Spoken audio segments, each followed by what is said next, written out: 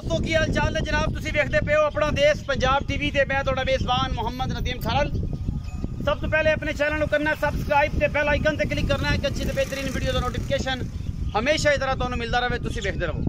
अज तेरे वास्ते नीली दियां दोंदियां ते चौगियां चोटियां लैके हाजिर हैं जिन्हां दे वजन अल्लाह के फजल नाल को 4.5 मन और कोई तकरीबन 6 तो 7 मन ने और अल्लाह के फजल नाल प्योर नीली दियां ने और घर कराने दियां ने और अल्लाह का फजल ये है कि मंडी दियां नहीं ने। ये जनाब जेनवन घरेलू झोटियां ने और इंशाल्लाह एक एक झोटी घर दे विचों कढ़ के और जनाब तुहाडे वास्ते लैके हाजिर होने मंडी तो लैके हाजिर नहीं होंदे। ये जनाब दो झोटियां पहले नंबर ते मेरे को झोटी आंदी जनाब तुहाडे सामने, अखां दोवें चिट्टियां ने इस झोटी नूं और जनाब खब्बा मोड़े मत्थे तो हल्की जी फुल्ली। झोटी का वजन तकरीबन 7 मन के 6 मन तो उत्ते 7 मन के करीब इस झोटी का वजन है। मूँह एक चौगी झोटी है और अल्लाह के फजल नाल पुट्ठा हड्डी एक और चंगी लम्मी चौड़ी जनाब ये झोटी अपना देश पंजाब टीवी की जीनत बनी है। बाकी गुल माशाल्लाह अंगूठे अंगूठे जिन्ना मोटा और जनाब ओडी खूबसूरत जनाब ये झोटी अपना देश पंजाब टीवी की जीनत बनी है जिसे कोई कमी कुताई नहीं। बाकी लेने देने हमेशा तरह मुकद्दर, चिट्टियां अखियां ते खब्बे मोड़ मत्थे तो हल्की जी फुल्ली।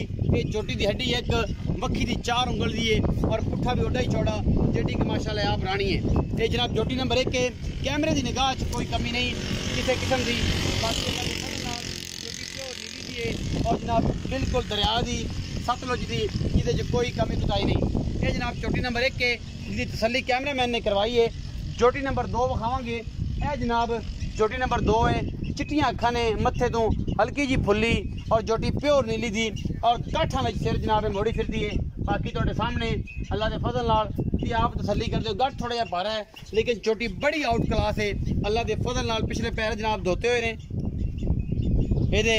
बाकी करम अल्लाह पाक दा है कि माशाल्लाह तकरीबन 5 मन जनाब है साफी झोटी है। झोटी नूं इदू हड्डी एक पुट्ठा हड्डियां नस्लों जातों कमाल दी गुल जनाब अंगूठे अंगूठे जिन्ना मोटा और रसगुल्ले इंशाल्लाह बनावेगी जो ये जनाब तैयार होएगी। मूँह ये 4 दंद है, वह भी 4 दंद है, ये भी 4 दंद है।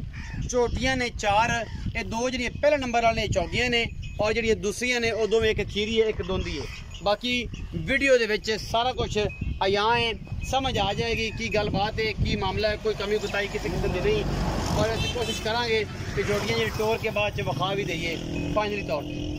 ये 2 झोटियां ने। झोटी नंबर 3 ते आ गया जी, यह झोटी नंबर 3 है और तुहाडे सामने अल्लाह के फजल नाल माशाल्लाह कच्छ दी बनी हुई झोटी तुहाडे सामने गुल झोटी ने भी माशाल्लाह बड़ा खूबसूरत और वंडा पूरियां ने, कोई यह मामला नहीं, कोई गल बात नहीं। झोटी हड्डी एक पुट्ठा तुहाडे सामने चौड़ा और माशाल्लाह चिट्टियां सफेद अखां और कतरी कतरी इस झोटी नूं सिर वजन 3.5 तो 4 मन के करीब अल्लाह के फजल खीरी है जी, ये दुंदी है जी।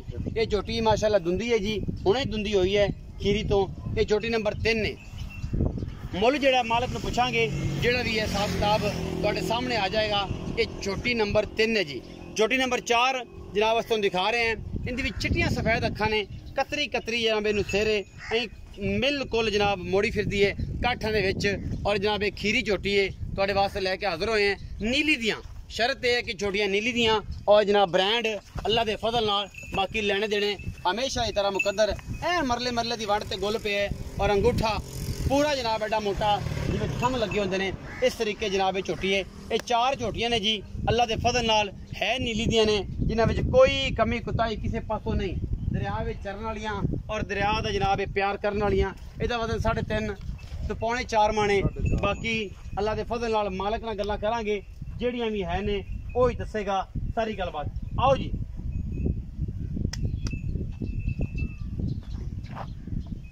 अस्सलाम वालेकुम जी। वालेकुम सलाम भाई जी। रखा जी की हाल चाल? ठीक ठाक भाई जी। रखा टूटी नाम है जी? हाँ जी। अच्छा ये दसो कि जी एक पहले नंबर वाली झोटी 2 नंबर वाली झोटी हाँ जी ये मूँह किवें ने? 4 दंद चौगियां ने? चौगियां ने दोवें वजन कितना वजन तकरीबन और 6.5 मन पक्की है। अच्छा 7 मन पारी 7 मन तो पारी है। मुंह दोवें चौगियां ने अल्लाह के फजल नाल मूँह चौगियां। हाँ जी। एक बजे ट्रैक्टर लंघ लगे।